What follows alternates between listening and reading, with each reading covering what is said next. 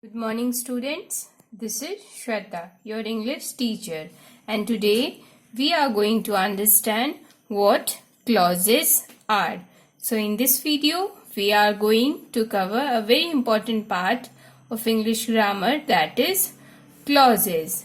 And after the completion of this video, you will be able to understand the difference between clauses and phrases.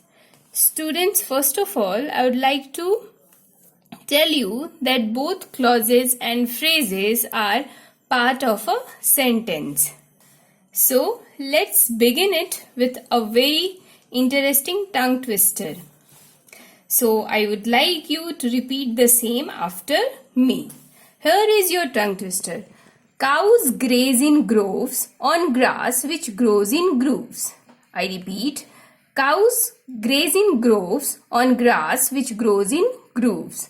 Students, you can understand that this is a sentence which has a complete meaning in itself. Now you must be wondering the meaning of groves as well as of grooves.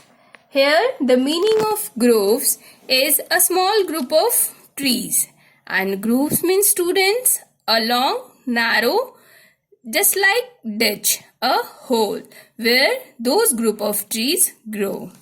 So here we have the definition of a sentence. A sentence is a group of words that contains a subject and a predicate and makes complete sense itself. So as I told you earlier that this tongue twister is a sentence also because it is giving us a meaning and it makes a complete sense in itself.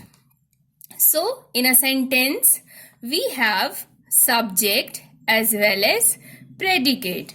So, the subject refers to what or whom we are talking about in a sentence. So, students, in a sentence, what did I say? That the subject refers to what or whom we are talking about in a sentence. So, we have read it earlier also that a subject is the doer of an action. Moreover, the predicate tells us more about the subject. Means predicate is that part of sentence which provides us the information about the subject. You come to know with the help of predicate that what subject is doing or what subject is there for. Now the predicate contains the verb. So in a sentence we have subject as well as predicate, and here the predicate contains the verb. Therefore a sentence must contain a subject and a verb. So any group of words that make a complete sense in itself is a sentence, as well as a sentence must contain a subject and a verb. Now student, coming to clauses once again. So we had that tongue twister, that is cows graze in groves on grass which grows in grooves. So just go through this sentence, though it's a lengthy one, but I will tell you how you will identify clauses. Here we have cows graze in grooves on grass which grows in grooves. So if we will part the sentence, if we will divide the sentence, this lengthy sentence, in two parts, we will get group 1 as well as group 2. See what we have in group 1. We have just divided this sentence from cows to groves into cows to grass and from which to grooves. So in the first group of sentence we have cows graze in grooves on grass. Now students, you need to look at this part of sentence very carefully. Here we have cows, that is our subject, because cows are shown here grazing on grass. So here cows is your subject, and grooves on grass. Cows graze in grooves on grass. So here grooves on grass is predicate and cows is the subject. So this part of the sentence is our group 1. Now coming to the second part of the same sentence, that is which grows in grooves.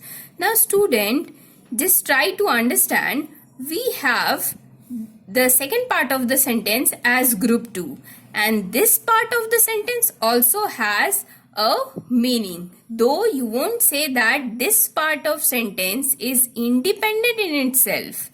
It has subject as well as predicate.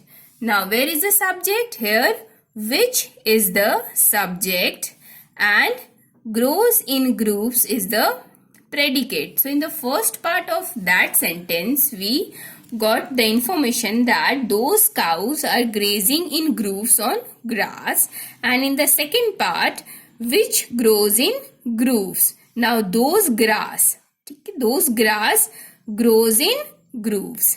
So these two groups of sentences, these two groups are there of that one particular tongue twister, that one particular sentence only.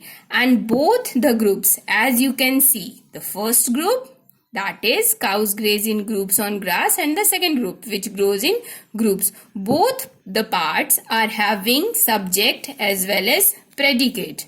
So any group of words having subject and predicate are called sentence as well as clause. So they are clauses also because they are having a subject as well as a predicate and they have a meaning in themselves. Now here you have a sentence for you. The word which in the second part of the sentence, see in the second group we have the second part, the other part of the sentence, that is which grows in grooves. So the word which in the second part of the sentence qualifies the noun grass. So students, just look at this second part, that group 2 part of the sentence. Once again, here which talks about the grass. Here the word which provides us more information about the grass, means cows graze in grooves on grass. Cows are grazing on grass and those grass grows in grooves, those ditches.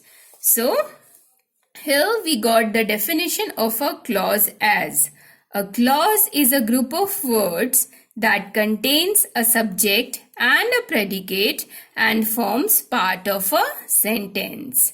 So clause is those group of sentence having subject and predicate and forms part of sentence. So here we can identify that a single sentence is having two clauses. Means we have divided that lengthy sentence into two groups, and in both the groups we are having subject as well as predicate. And we have another point as a sentence may have one or more than one clause. So this is the definition of a clause in a sentence. Now let us identify clauses in sentence. So we will be able to identify clauses in different kind of sentences through examples. So we have our first example as Sarah will play when her homework is done. See, again we are having a lengthy sentence and this sentence is complete in itself. It is having a meaningful sense. So Sarah will play, but can you identify that in this sentence, in this lengthy sentence, you are having two different groups? Means you can divide the sentence into two groups and both of them, students, both of them will have their own meaning. See how we will identify it. Sarah will play. This is the first part of the sentence. And when her homework is done is that second part of the sentence. So Sarah will play. It is complete in itself. Therefore, it is also a sentence. And when her homework is done, this is also having, this part of the sentence is also having a meaning in itself. So here Sarah is the subject. We are having the first group as Sarah will play. And when her homework is done is the second group. So in the first group, Sarah is subject and will play is predicate of the first clause. So these two groups are two different clauses. Now, when her homework is done, we have other group in the same sentence. So, when her homework is done, here when is the conjunction, means she will be able to play when her homework is done. Her homework is the subject and is done is the predicate. So, just like the earlier sentence, again we are able to distinguish the sentence, divide the sentences into two groups, and in the both the groups we are having subject as well as predicate, and they are having meaningful sense. Therefore both of them are clauses. So in this sentence, the second clause acts as an adverb that qualifies the verb will play in the first clause.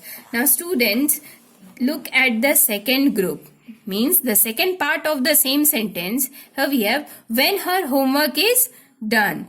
Now the second clause, now this is the second clause of the same sentence and it acts as an adverb when her homework is done. Now you must be knowing, we have read parts of speech, you must be knowing what an adverb is. An adverb is a word that qualifies a verb, and in this sentence we have the verb play.